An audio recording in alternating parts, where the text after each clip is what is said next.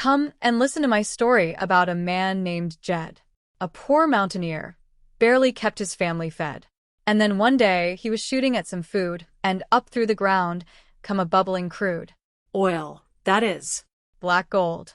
Texas tea. Well, the first thing you know, oh, Jed is a millionaire. The kinfolk said, Jed, move away from there. Said, California is the place you ought to be. So they loaded up the truck, and they moved to Beverly Hills, that is. Swimming pools. Movie stars. The Beverly Hillbilly.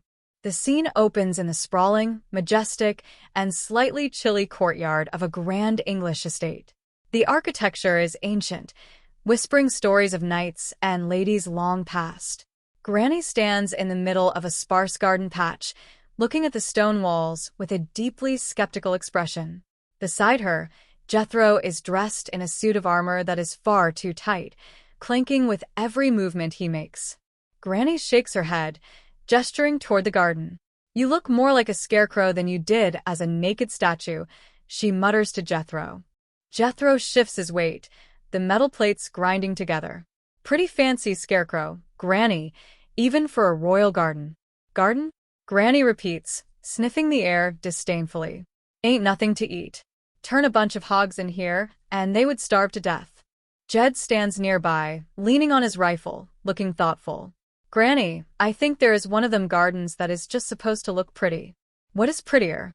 A bed of roses, or a patch of black-eyed peas? Granny asks, her eyes narrowing. Okra, whole beans, turnip greens. You know, we ought to send the queen of men some fat back. And a little something to wash it down with. Just then, Mr. Drysdale scurries into the courtyard, looking frazzled and clutching his briefcase, as if it were a shield. Mr. Drysdale has been inquiring for you. He is rather upset. He is whining again because we will not go home, Granny says, turning her back on him. He is crazy, kid. Well, Granny, we have been over here quite a spell, and he would like to get back to Miss Drysdale, Jed says gently. I told you he was crazy, Granny snaps. All right, Jed says, turning to the banker. Tell him we will go home. Mighty sorry of you, Granny. I am awfully sorry to hear this, Mr. Drysdale stammers, his voice cracking. May I ask when? When I raise the queen a mess of greens, Granny says firmly. Thank you, madam. I will tell her. But that would take months, Mr. Drysdale says, his panic rising. We have got to get back. Those idiots in my bank are ruining me. He is worried about his image. Since he left, there has not been a single foreclosure. That is right. When the head cashier is getting married, he will be stealing me blind. Stealing? He will have to. Two people could not live on what I pay him, Granny retorts. Can you not leave the Clampetts with us, sir? Someone asks. Leave? 80 million? Who said the British do not have a sense of humor? Mr. Drysdale exclaims. Mr. Drysdale's feelings for the Clampetts are somewhat biblical in nature. Whether they goeth, he goeth. Whether they stayeth, he stayeth. Very touching, madam, an English noble says, stepping forward. But we have so enjoyed the Clampetts. There is so much they have not seen. Well, they have not even seen our ghost. Ghost? Jed asks, his eyes widening. Oh, yes, sir. Like all English castles, we have one in residence. Well, that changes everything, Jed says with a smile.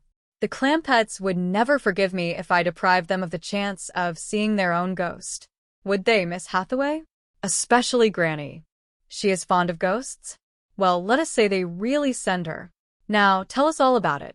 Well, sir, the story of Lady Clementine Clampett is quite a sad one. Oh, great.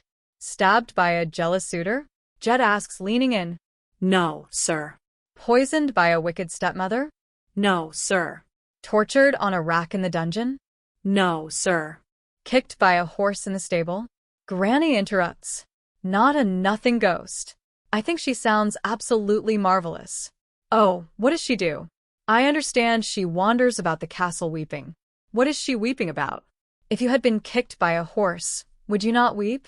Very good, madam. What do you mean you ain't got none? The best fertilizer you can use, Granny shouts at a gardener. All right, send me over a wagon load of whatever you got. Here you are.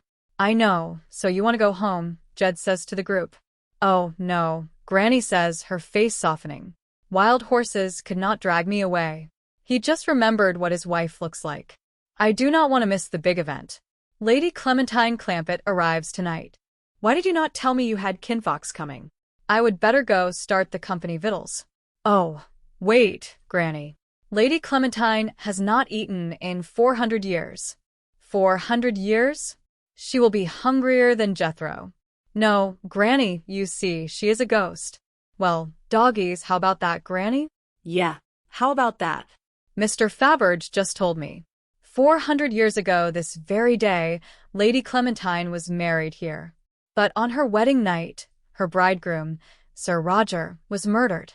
Murdered? Jed asks, looking around the room. Stabbed to death in the very bed you were sleeping in.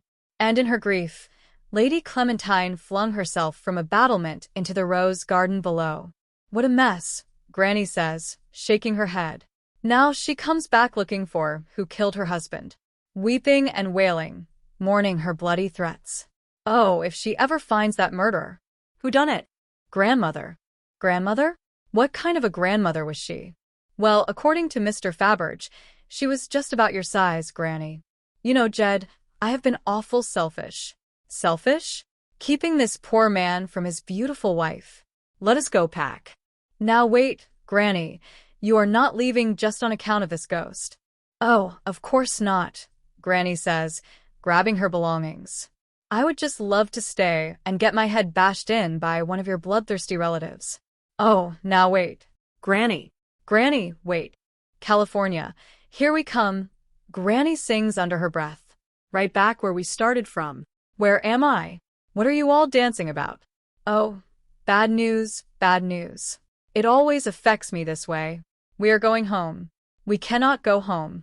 I am still paying court to yon fair maid over to the next castle.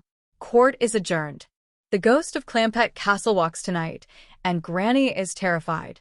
A ghost, is that all? I will fix that, Jethro says, stepping forward. Jethro, wait. What are you going to do? Talk Granny out of it. I read up on these here castle ghosts, and all you have to do is hold a sea ant and exercise harassment. Jethro, listen.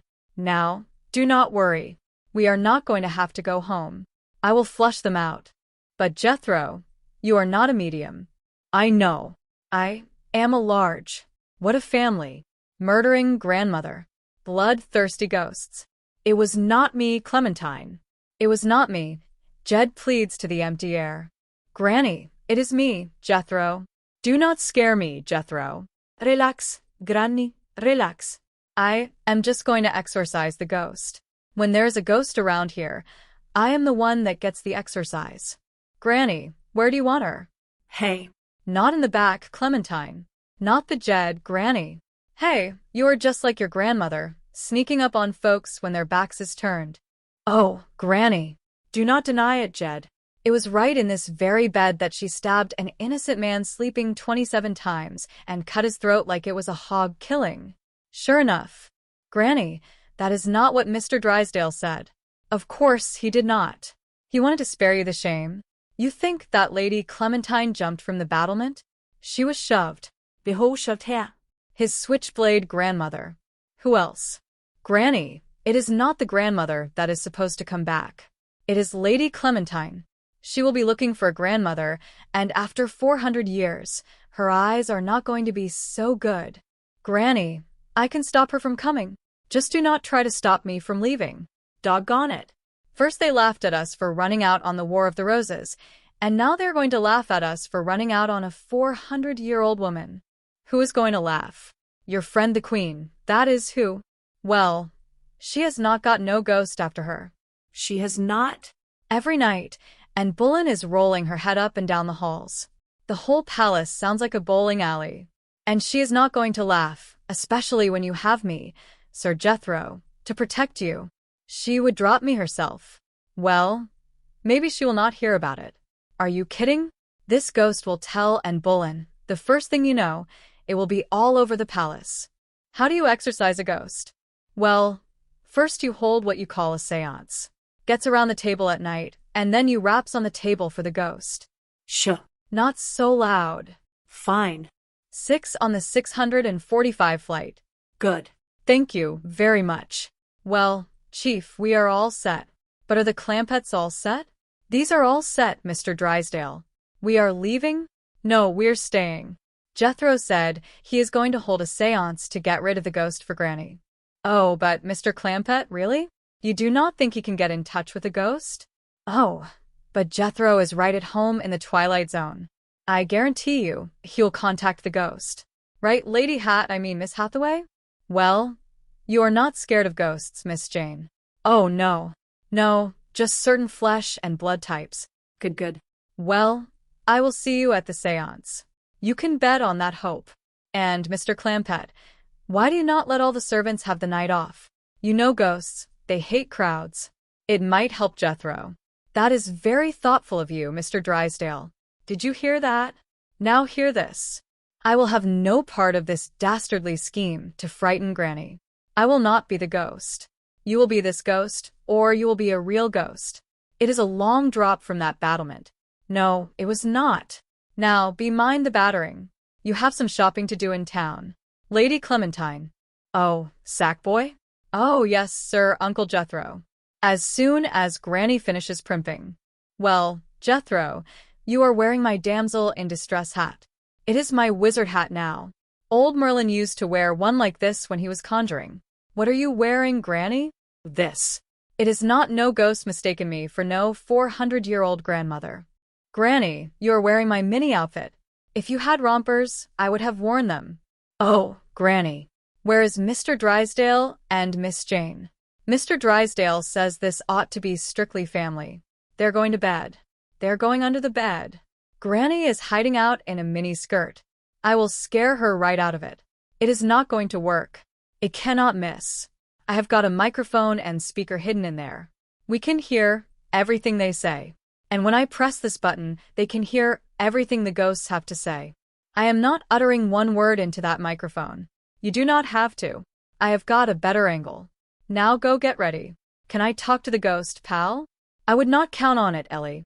You ready, Granny? Of course I am ready. Hold it. What is the matter? You did not count. What a wizard has got to put up with. 1, 2, 3, go. You did not say, may I? Hey, let the boy get on with it. This is spooky. What do you do now? First, I have got to let him know I am here. Fee, fi, fo, fum. Look out, ghost. Here I come. Jethro, you are going to conjure up a John. Ellie, come on, boy. Now I have got to turn on my giant brain and put in my long-distance call. Calling Lady Clementine. Calling Lady Clementine. Hello. It is a man. You booby, you have got the wrong number. Hang on.